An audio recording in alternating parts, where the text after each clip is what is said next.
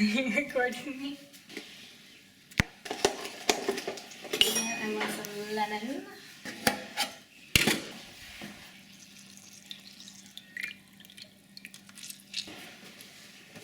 This is because my throat hurts. Honey, I have to get honey, which is behind you. Beep, beep, beep, beep, beep, beep, beep. Thank you.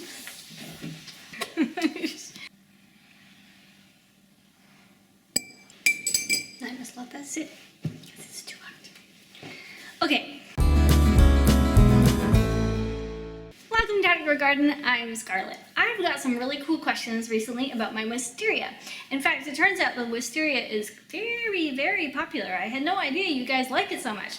So people are asking for an update, and I'm going to take you outside and show you the wisteria so you guys can get an idea of what it looks like in spring. And then I'll give you another update later on when the flowers are coming out and the leaves have really bloomed. So this is just to let you see what happened from last year. Not a lot has happened because it's only May and things are just coming out, but it looks pretty good. So come on outside and I'll show you my wisteria.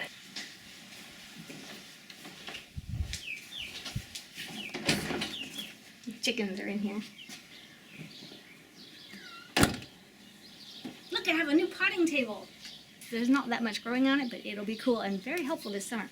So this is the shed, of course, and this is the back of the carport. Our driveway's on the other side, and this is the wisteria.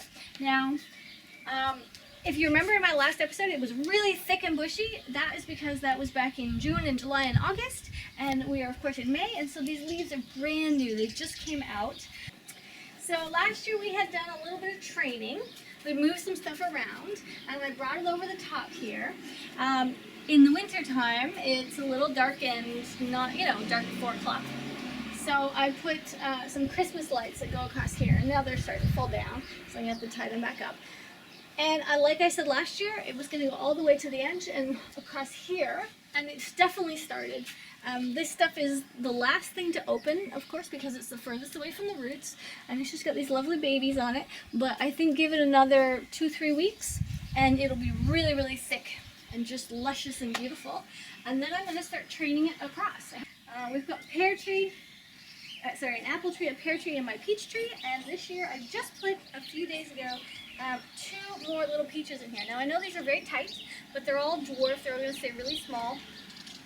And if I find that they're interrupting with each other or bothering each other, then I'll move the pear and the apple, because what I'm really after is the peaches. Now my peach tree has something called, I believe it's called peach leaf curl, and it literally curls the leaf like this. It's a fungus, and there's nothing I can do about it at this stage. What you need to do is there's a special fungus spray, which is an organic fungus spray. If you go to your nursery, you can find it. And you spray it on the tree in fall. You spray it on the tree in fall right after all the leaves have come off. And of course, once the leaves come on like this, there's nothing I can do. This is not good for the tree, because the tree will throw these leaves away. They'll say these are no good, out they go. And then it will put more energy into creating a second set of leaves. So unfortunately, that means that when it finally gets around to putting out my fruit might be a little smaller because all the energy went into putting out second leaves. So if you do have this problem and your tree is small, you can come along and pick them all off. That's what I did last year, and it worked. The tree was happy. But then, of course, this year I completely forgot that I had it last year, otherwise I would have treated the tree. So I must put that into my garden journal, and then we won't have this problem. Now, peach leaf curl is not the end of the world.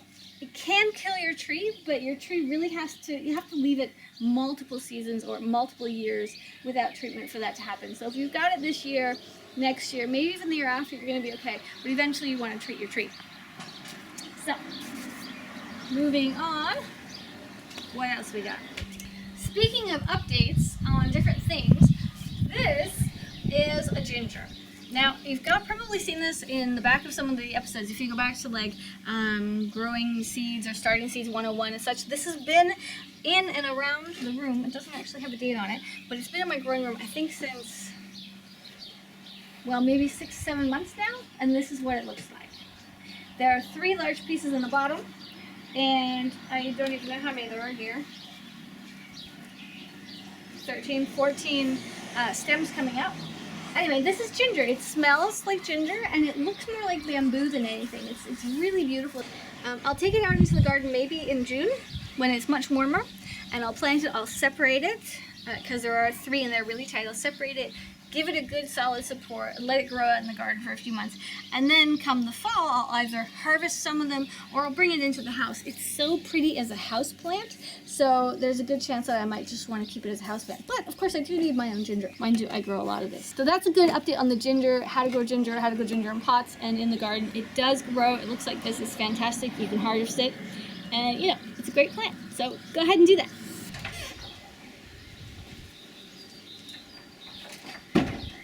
So it's starting to come through. I'm going to have to do something about that in the spring. Well, I guess now. Push them off. And this is doing really well too. It is coming across. And the funny thing about wisteria is that the leaves always by the base open first. So I think we have a little bit of frost damage here. I don't see any growth, which is very unfortunate. So I think these nodes are no good. But I'll leave it.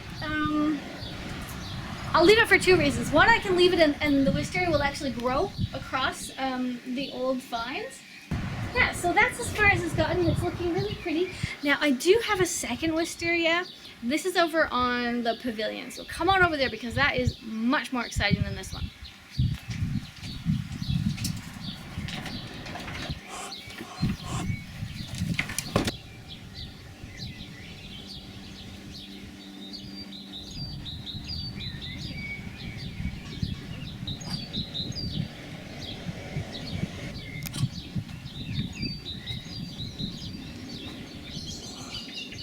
He wanted up. He came over and told me, up. So this pavilion is covered in a few things. There's grapes on the back, there's clematis all across, but this side is very exciting. This is a wisteria, and when I bought it, it was just one long stem, well over my head. So what am I, 5, about 7 feet tall. We had to get a trailer to bring it back to the house, and there was nothing on it. So this is something they'll do a lot. You'll find something like that in nurseries where they cut everything off and they just sell you the main trunk. And then we planted it and we allowed it to grow, and within 1 season, this is about how big it got. Yeah, this is how big. We planted this last year around this time.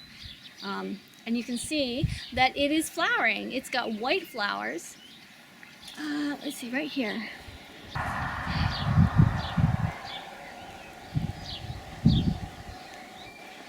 So I had a great question that came in today, and the question was, this woman had bought a wisteria plant, and she says that the top of the plant had been broken. Now, what does that mean? Can she still propagate it? So what you want to do when you buy a wisteria, typically you buy it small. It comes about the same size as like a clematis or something, so no more than 2, maybe 3 feet tall, and normally it's very thin and such. So you want to buy your wisteria, bring it home, follow the tag directions, put it somewhere nice and warm, somewhere with sun or partial sun. It's going to be okay there. Keep the ground nice and moist. Don't let it dry out completely, although it's okay if it does dry out a little bit. You know, it's a hardier plant. And you want to, for the first year, let it grow. Then on the second year, you can go ahead and think about propagating your plant. Now, if you lost the tip, or if the top of the plant has broken or damaged, don't worry, you can remove that. You can actually pinch it out. And by doing that, you'll produce a hardier plant that will come off in multiple shoots. So instead of having that one main shoot that grows really long, and you might end up with a stalk that has next to nothing on it, or a trunk that's very bare, but then all your growth up here like a tree, you'll end up with more of a bush concept where you've got lots of things coming off the ground. I don't think you like it when I talk so much, do you? You're like, shush, lady, let me relax. Just stop talking, I want to sleep. Yeah.